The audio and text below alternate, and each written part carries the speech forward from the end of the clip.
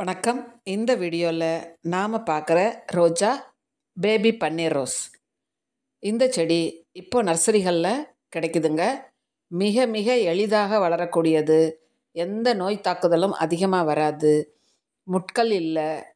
ஈஸியாக புதிதாக வளர்ப்பவர்கள் கூட வளர்ப்பதற்கான ஒரு ரோஜா, ஏற்புடையதான ரோஜா இந்த பேபி பன்னீர் ரோஸ். ரொம்ப அழகாக நிறைய பூக்களை கொடுத்துருங்க. இப்போ கட் பண்ணி விட்டு திரும்பவும் பூத்துருச்சு.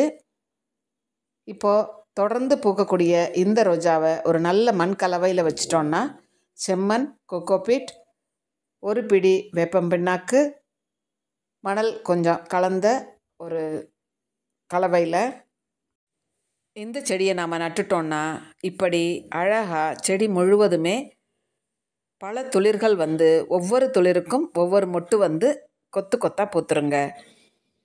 இவ்வளோ அழகாக செடி முழுவதும் பூக்கக்கூடிய இந்த செடியை நீங்களும் வளர்க்கலாம். எளிதில் வளரக்கூடியது. இப்படி பன்னீர் ரோஜா போலவே அதே நிறத்துலையும் மனம் இல்லாத ஒரு ரோஜாவாக இந்த செடி இருக்குது. ஆனால் பூஜைக்கும் நமக்கும் எளிதில் பயன்படுத்தக்கூடியதாக இருக்குது. இந்த செடி ஆன்லைனில் கிடைக்குது. இதிலிருந்து ஈஸியாக நீங்கள் பதியம் போட்டுக்கலாம். உடனே பதியம் விழுந்துருங்க. மெல்லிய கிளை என்பதால் உடனே பதியம் விழுந்துரும். நிறைய செடிகளை நீங்கள் உருவாக்கிக்கலாம் உங்கள் வீட்டில் ஒரு செடி இருந்தாலே. இப்படிப்பட்ட ரோஜாவை நாம் வாங்கி வளர்க்கலாம்.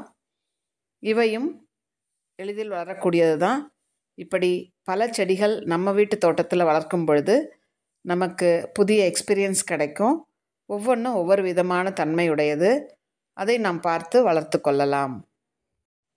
நீங்களும் இந்த செடியை உங்கள் தோட்டத்தில் வளர்க்க ட்ரை பண்ணுங்கள். கண்டிப்பாக யாருக்குமே ஃபெயிலியர் இல்லாமல் அழகாக பூத்துரும். இது போன்ற பதிவுகளுக்கு என்னோடய சேனலை பாருங்கள். தேங்க்யூ ஃபார் வாட்சிங்.